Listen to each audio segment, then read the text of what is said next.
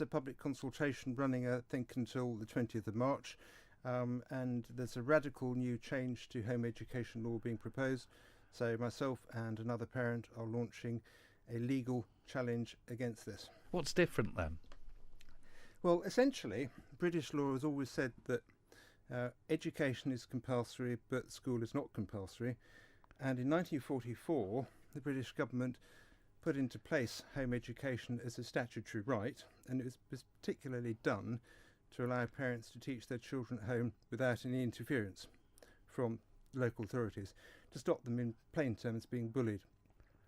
Now, that stood the test of time since 1944. No government in the UK plans to change it, but the Isle of Man is planning a radical change. And those changes are what? Well, if Tynwald passes the bill, which is currently under consultation, from about the summer, the department would have the power to write to every parent of a home-educated child, requiring the child to be submitted for an assessment and an interview. Now, if the child fails the assessment, or the parents refuse to comply and submit the child for the interview, the department would have the right to issue a school attendance order, and if the parents refuse that, the courts ultimately would have the power to jail the parents, both of them, for 6 months. All of this over a difference in opinion over education provision. How do you mean? Well, the right to home educate is the right to decide for yourself what is a suitable education. As simple as that. So there is scope for differences of opinion in that. But the law currently allows, and has allowed for a long time, parents to decide what is suitable for their child. They've also got the power, I believe, to interview the child's parents as well under this new bill, and also they want more information, personal information about the family as well. That's right. It's what they tried to do 10 years ago, which is a power to require unlimited personal information about the family. Not just about what is being taught, but about the family's socialisation. So who they are, who they talk to, what their other activities are.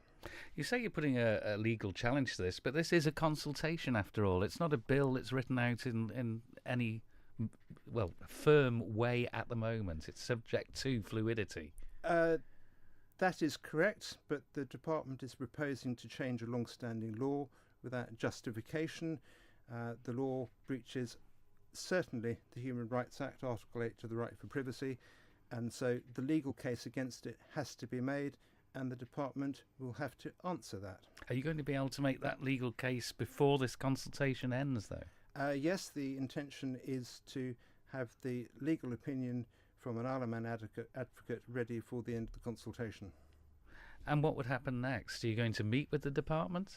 No, the department will have to respond to the consultation and will have to take into account what's being said. And then if the bill proceeds to Tynwald, it will have to be argued out by politicians. So in summary, we're moving from a time where it's left to the parents to decide to the department having full control, in your view? Correct. They are indirectly criminalising home education. Essentially, they have no evidence of a problem. They already have more law than in the UK, but they've never had to use that law. They've never had to issue a school attendance order. They have written to some families requiring information, less than 5, and the queries have been answered satisfactorily. Essentially, the department appears prejudiced. Their officers want to look for a problem they haven't actually found. It's rather like the Middle Ages when they went looking for witches but never found them.